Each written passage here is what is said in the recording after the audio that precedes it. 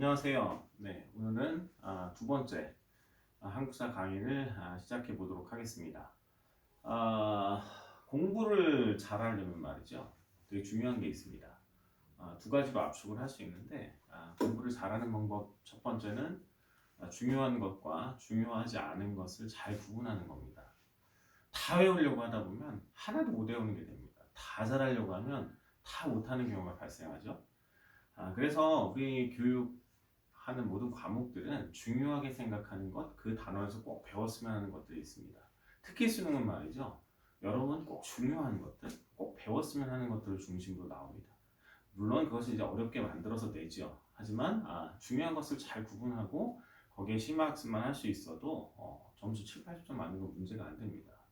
또 하나 중요한 것은 내가 아는 것과 모르는 것을 잘 구분하는 겁니다. 학생들이 자기가 아는 것만 하다 보면 마치 그게 중요한 것 같고 거기서만 시험 문제가 나올 것 같아요. 그런데 그렇지 않습니다. 내가 모르는 부분에서도 중요한 부분이 있을 수 있고 그 모르는 부분을 보강하지 않으면 점수가 오르지 않는 거죠. 사람이 특이해서 원래 자기가 하고 싶은 것들만 할 때가 많습니다. 그런데 그러면 안 됩니다. 공부는 전체적인 틀을 가지고 전체적인 부분을 잘 일관성 있게 공부하는 것이 매우 중요합니다. 그래서 여러분들은 중요하고 중요하지 않은 것을 잘 구분해서 정말 내가 아는 것과 내가 아는 것을 또한 구분해서 내가 모르는 부분 그리고 중요한 부분을 집중적으로 공부해서 방학 같은데 그런 부분을 잘 보완하시면 여러분 성적을 올리는 데 도움이 될 거라고 생각을 합니다. 자, 오늘 한국사 두 번째로 제가 여러분한테 좀 알려드리고 싶은 부분이 있어서 이 강의를 녹화를 좀 했습니다. 지난번에 제가 그 첫 번째 강의를 하면서 왕들에 대한 얘기를 좀 했습니다. 근데 왕들이 다 나오는 게 아니고 정말 중요한 왕만 하면 된다고 했습니다. 혹시 기억나시는지 모르겠지만 조선시대 제가 얘기를 하면서 조선 전기에는 누구누구죠? 태종과 세종과 성종 뭐 하나 더 하면 세조 정도 잘 외우면 된다고 얘기를 했죠. 후기엔 누굽니까? 후기에는 영조 아니면 정조라고 얘기했습니다. 근데 말이죠. 2024년도 시험 문제에는 정조가 나왔습니다. 왜요? 전반기에 세종이 안 나왔거든요. 그래서 후반기에 정조가 나왔는데 그 문제가 진짜 어떻게 나오는지 한번 보도록 하겠습니다. 자, 2024년도 6번 문제입니다. 6번 문제. 자, 밑줄 친 이 왕에 대한 설명으로 옳은 것은. 근데 저도 잘 모르는 거 나왔습니다. 저도 역사를 전공한 건 아니니까요. 여기 이 왕의 명령으로 써낸 책이 나는데 이게 뭐죠? 이게 무예도 보통지라는 책이래요. 솔직히 잘 몰랐습니다. 저도 이걸 정조가 편찬했는지. 답이 정조인데요. 근데 말입니다. 이게 맞추기 위한 시험이라고 말씀드렸잖아요. 진짜 어려운 시험은 이것만 내서 시험 문제를 봅니다. 예를 들어서 말이죠. 공무원 시험 보는 분들 있잖아요. 이런 건 달달달달 다 외워야 됩니다. 왜 지역적인 부분에서 떨어뜨리기 위해서 내는 거다 보니까 어렵게 내거든요. 근데 이 질문의 이 어려운 부분 밑에 다음과 같이 되어 있습니다. 편찬에 참여한 이덕무와 박재가는 규장각, 백동수는 장용영의 인재라고 되어 있습니다. 이거는 교과서 수도 없이 나왔고 고1 때 공부를 조금만 하신 분도 알 수 있는 부분이 나옵니다. 예를 들어서 정조는 정조죠. 자, 조선시대 후기, 조선 후기죠.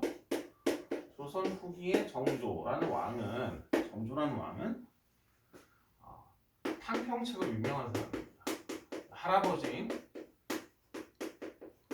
영조와 함께 탕평책으로 유명한 사람이고 탕평책은 다음에 설명할 기회가 있겠습니다만 신하들이 군파를 이뤄서 막 하니까 고루고루 좀 잘해봐라 이런 거 정도로 이해하시면 돼요. 자, 근데 이 이후에 말입니다. 정조는 수원 화성을 만들었고요. 여러분 윤사에서 꼭 시험 문제 한 문씩 나오는 사람이 있습니다. 이 수원 화성 정약용이에요. 윤리와 사상에서 정약용 매 시험 문제 꼭 하나씩 나옵니다. 공부해야 되죠. 그 다음에 뭐 여러 가지 있습니다만 여기 나온 규장각도 만들었고요. 뭔지 몰라도 됩니다. 자, 그 다음에 장용영이라는 거예요. 이게 사실 군대거든요. 정조와는 군대라고 보시면 되고 규장각은 이제 공부하는 데고. 그 다음에 초계 문신자라는 게 아닌데 진짜 어렵게 나오지 이것도 잘 안 나옵니다. 초계 문신자. 선생님 이거 다 하나하나 알아야 되는 거 아닙니까? 네. 공무원 시험 보시려면 다 아셔야 됩니다. 그런데 올해 수능에서는 이렇게 해서 이 왕이 누구냐고 하는데 여기에 제가 여기 보면 무외도 보통지라는 거는 적지 않았죠. 이거 책이 잘 안 나옵니다. 그렇죠? 대신에 그걸 모르더라도 규사행각과 장유경을 알 수 있다고 하면 문제를 풀 수 있는 거죠. 이 왕이 정조라는 것을 바로 판단할 수가 있습니다. 자, 그 다음에 선지를 볼까요? 선지를 보니까 2번에 바로 탕평책을 추진하겠다는 답이 나옵니다. 정조는 이 틀에서 크게 벗어나지 않는 거죠. 답을 쉽게 2번으로 할 수가 있습니다. 자, 이처럼 그대로 말씀드렸죠. 중요한 왕의 중요한 업적 중심으로만 외우고 있으면 되고 세세하게 어떤 업적인지 어쩌면 몰라도 문제를 풀 수 있는 수준으로 나옵니다. 왜냐하면 우리 국사 전공이 아니니까요. 이 왕이 어떠한 일을 했고 어떠한 업적들이 있었는지 정도 아는 것만으로도 국사를 충분히 알고 있다고 보는 거죠. 물론 공무원 시험을 보든지 다른 한국사와 떨어뜨리는 역할을 하는 과목에서 이 정도는 안 되겠지만 수능은 그렇지 않다고 생각하시면 됩니다. 자, 선지 볼까요? 노급을 폐지하였다. 네, 통일신라 시대 신문왕이 했던 얘기고요. 궁극기문초 설치는 1894년에 조선 후기에 고종 때 있었던 가부개혁 1차 때 있었던 얘기입니다. 이거 삼천교육 때 나왔는데 이제 5공화국 때 전두환 대통령이 만들어가지고 했던 것이고 교육국 조서라고 하는 건 제2차 가부개혁 때 진행됐던 얘기입니다. 그래서 전체적으로 볼 때 조선시대에 있었던 것은 이제 부분에서 알 수 있게 되어 있죠. 그래서 6번 문제의 답은 2번이 되겠습니다. 어떻습니까? 아주 어렵진 않죠. 자, 옛날에 고1 때는 이런 문제 절대 안 나옵니다. 굉장히 내신 어렵게 내지만 수능은 중요한 거 위주로 다시 한번 외우시면 되겠습니다. 근데 한 문제만 더 보겠습니다. 자, 왕 중에 말입니다. 왕 중에 나라를 세운 왕들은 시험지 잘 안 납니다. 물론 중요한 분들이긴 하지만 그 시대를 규정하는 왕들은 아니거든요. 그런데 이 왕만큼은 단독으로 문제가 나올 수 있습니다. 네, 대하사극에서도 나왔던 분인데 최수종 씨가 연기하셨죠. 네, 고려시대 왕건입니다. 고려시대를 연 태조 왕건입니다. 솔직하게 얘기해서 고구려가 누가 만들었는지, 신라가 누가 만들었는지, 백제를 누가 만들었는지, 조선을 누가 만들었는지 크게 중요하지 않습니다. 왜냐하면 시험지 잘 안 나옵니다. 그런데 각 나라를 만든 시조 중에서 단독으로 시험지에 나올 수 있는 사람은 조선시대 태조왕건입니다. 왜냐하면 이 사람이 진짜 틀을 만들었고 강한 국가를 진짜로 만들었습니다. 자, 이게 이번에 2024년도 4번 문제에 나왔습니다. 자, 사진은 고려를 건국한 이 왕의 무덤입니다. 바로 건국했으니까 왕건이죠. 왕건이죠. 그 다음에 후삼국을 통일했고 지방 호족들을 포용하는 정책을 했고 고구려를 계승했고 북진 정책을 추진했습니다. 이거 각각으로 내신에서는 다 시험제 냈습니다. 그런데 이거 다 주고 이 사람 누구냐고 물어보는 겁니다. 이게 수능입니다. 자, 이분이 했던 가장 중거는 1번지에 있는 훈요 10조입니다. 자, 훈요 10조는 뭐냐? 앞으로 나라를 다스리려면 이 10가지는 꼭 지키면서 다스렸으면 좋겠다고 한 고려 시조인 태조 왕건이 자기 후대 왕들에게 남긴 어떻게 보면 조언 같은 것들이죠. 강령 같은 겁니다. 나라 운영에 대한 강령입니다. 그게 바로 답이 1번이 됐습니다. 자, 근데 고려에 대해서 얘기할 때 거기 나온 게 있습니다. 첫째, 후삼국을 통일했고, 그죠? 후삼국을 통일했고, 그다음 뭡니까? 호족도를 포용했고, 고구려를 계승해서 이름들에서 고구려에서 고려 아니고 고구려, 그죠? 계승해서 자 북진 정책을 했습니다. 북진 정책.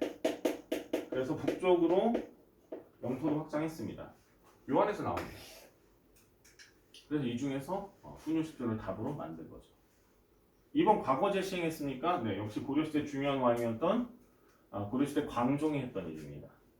평양으로 천도한 것은 고구려 장수왕이 했던 일이고 사군육진 개척은 조선시대 세종대왕이 했던 얘기고 훈공 14조는 역시 가부개혁 2차 때 고종이 했던 얘기입니다. 조선시대죠. 이처럼 정말 중요한 왕들의 정말 중요한 업적만 정확하게 알고 있으면 풀 수 있습니다. 옛날에 근초고왕 이렇게 나오고 그 다음에 신라로 따지면 진흥왕, 버풍왕 정말 중요한 왕들인데 갑자기 이제 코너에 있는 이름도 잘 들어보지 못한 계로왕 이런 사람이 나오면은 엄청 당황스럽잖아요. 근데 이게 내신 때는 나오지만 수능 때는 그래서 안 냅니다. 왜냐면 역사적으로 정말 중요한 사람을 다뤄야 되기 때문인 거죠. 그래서 여러분들 왕에 대해서는 결국 각 시대, 예를 들어서 고구려 시대 나라의 틀을 말하는 소수림 왕이라든지, 그다음에 영토를 비약적으로 확장했던 광개토대왕, 그다음에 장수왕. 신라로 따지면 나라의 기틀을 만든 버풍왕과 그다음에 영토 확장했던 진흥왕. 그렇죠. 그다음에 백제 같으면 백제 초기에 강력한 제국을 만들었던 근초고왕. 후기에 어떻든 일찍 죽었습니다만 후기에 르네상스를 열었던 이제 성왕. 그러니까 이런 중요한 왕들, 이런 중요한 왕들을 중심으로 공부하면 되는 거죠. 고려 시대 왕건, 태조 왕건이죠. 그다음 누가 있습니까? 광종이 있고 성종이 있습니다. 유학을 중심으로 나라를 틀을 최승로의 건의를 받아서 만들었던 성왕. 조선시대 아까 말씀드린 그런 왕들이죠. 결국 그런 왕들로도 두 문제 만들기에는 넘쳐난다는 얘기입니다. 그 사람들 빼고 낸다는 것은 달달달달 공부해야 된다는 얘기인데, 다시 한번 말씀드립니다만 수능은 중요한 것을 내게 됩니다. 수능 한국사. 그러니까 거기에만 초점을 맞춰서 열심히 공부하시면 되겠습니다. 네. 오늘은 왕에 대해서 잠깐 설명해 봤습니다. 네. 더 자세한 거 배우고 싶으시면 12월에 뵙도록 하겠습니다. 자, 오늘도 열심히 공부합시다. 수고하셨습니다.